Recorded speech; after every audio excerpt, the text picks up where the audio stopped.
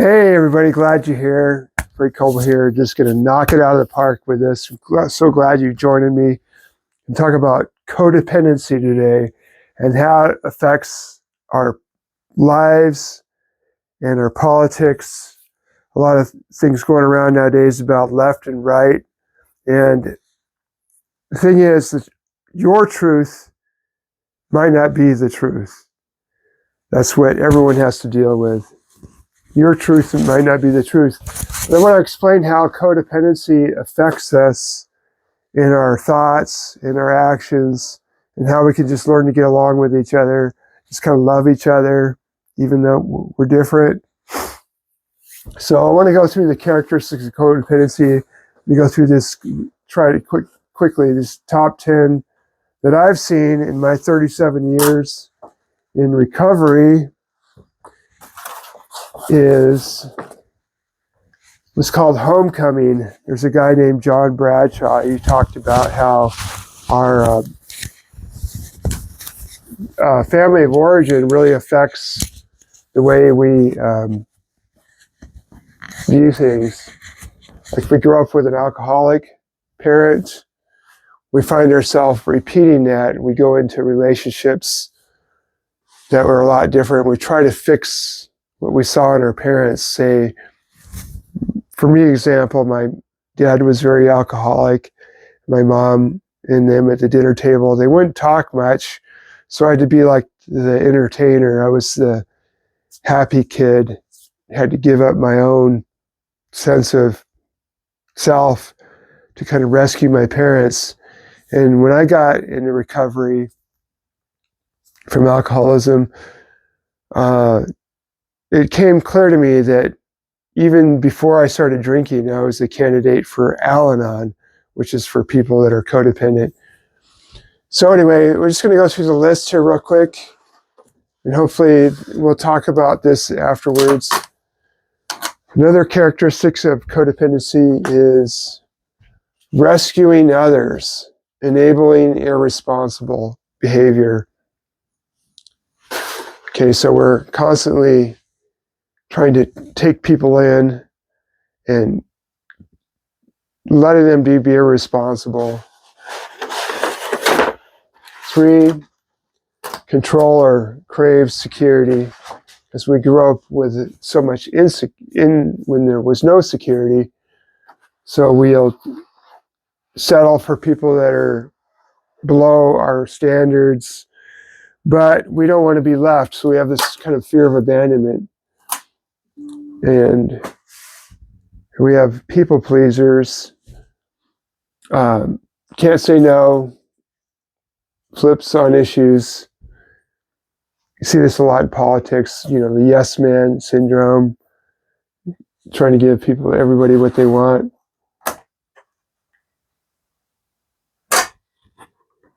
Anorexic codependency. So focused on others, they lose a sense of themselves, so they have no self-care. And it's kind of a provocative title, but yeah, it's just kind of like they have no sense of who they are. Listen to one gal talking, and someone asked her, well, how are you doing? And she said, oh, John's fine. Like, she didn't even have a sense of who she was. But anyway, so she just, lost in someone else's life. Next one, covert codependency. There's a thing called covert narcissism, and that's where you come across like you're a really humble person, but underneath it all, you're kind of really narcissistic. And I think the same thing can be true for codependency. They don't realize that they're codependent. They could be kind of very narcissistic, but also very codependent. They're in denial about it, and they appear narcissistic in a lot of cases. The cults of codependency.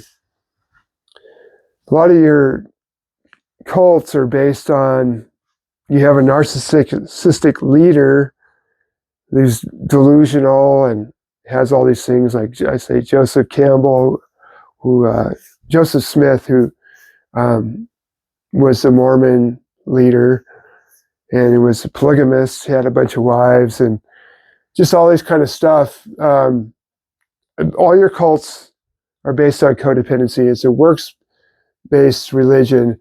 Loyalty, even when knowing the abuse, accepting if I work enough, I'll be okay. Yeah, a lot of your cults will push works, and that's where like a real Bible-based church will say, no, it's by grace that you're saved through faith. It is not of yourself. It's a free gift from God, so that no one can boast. So it's just a free gift. You can't earn your way to heaven.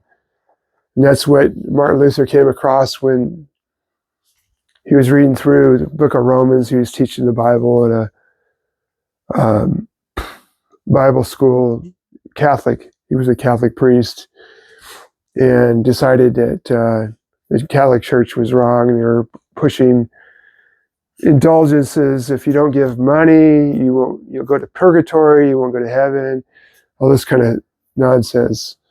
So anyway, yeah, a lot of your cults are very codependent, and personality cults. You can get into a work environment where it's very cultic.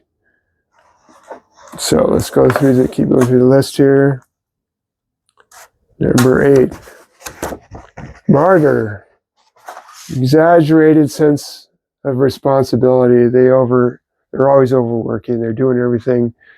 They're doing your laundry. They're doing all these things that you should be doing yourself, but they want to feel needed. Accepting blame, apologizing to avoid conflict. This is very common in alcoholic families. Even there's another group called the Adult Children of Alcoholics. So they talk about that, where any conflict in the house growing up would blow up into a big fight. So the best thing to do is just to avoid. And as an adult, yeah, you shouldn't have to feel that way. If you should be able to talk to people, and if they are going to raise their voice, then you say, hey, you know what? If you're going to be childish, then we got to stop this conversation. Last one, number 10. There's way more than this, but number 10, what I got so far: fear, rejection, and abandonment. And they have just low self-esteem. They don't see their value. And I say on the other end is narcissists. They think of themselves too high. We'll talk about that in another video, but it's just good to have an idea about all the different characteristics of codependency, and you can see how this can affect a person's political views. And instead of throwing things around left and right, a lot of times you just have to see the other person is dealing with trauma that they grew up with. Maybe part of it is the way they are designed, the way their personality is. I've seen these different tests, like the Myers-Briggs test, and it talks about some people are more like other tests I saw. Maybe they're more like golden retrievers, or just different things where some people are naturally more of a helper, and some people, on the other hand, are more narcissistic. And narcissistic people can be egotistical, but also at the same time, you can look at people like Kanye West is called a narcissist, or Walt Disney. He couldn't name it the Disney Brothers. He had to name it Walt Disney. And, he gave himself way more credit than he deserved. And a lot of very creative people that are like, I consider like a super creator, are very narcissistic. But in a way, you have to just really believe in yourself too, though. You have to be able to be, I would say if you're codependent, I would say there's a pendulum like between the two, either codependency or narcissistic. And sometimes you have to learn to be like, not a narcissist, but someone that is filled with the Spirit. I think as a Christian, you would say someone who's filled with the Spirit versus someone who's in the flesh. Like you have to just be able to take up the reins. You have to be able to be responsible and be the man. And so anyway, I hope this kind of helps you. I'll go over more characteristics of codependency in another episode, and also do a thing on narcissism. A lot of people already know about narcissism. They know, like, yeah, Trump's a big narcissist. Well, I think he's just more of a salesman. I mean, he delegates. He's not, I don't think he's, because a lot of times when people are over in this side, codependency side, they see narcissists way over here when maybe they're more like down here. They're not like a total full-blown narcissist. But because they're so over here in the codependency land, they want a yes man. They don't want someone who's going to buck the system. So anyway, I hope that helps you, and God bless you. I just think about loving other people. Like the verse in 1 John says, we love because God first loved us. Just go out and love people. Go out and try and understand people. And it'll make you a lot better. You'll be at peace with yourself. You'll be at peace with others. Talk to you in the next episode. We'll catch you dudes later. Glad you joined. Yeah, like and subscribe. We'll see you again soon.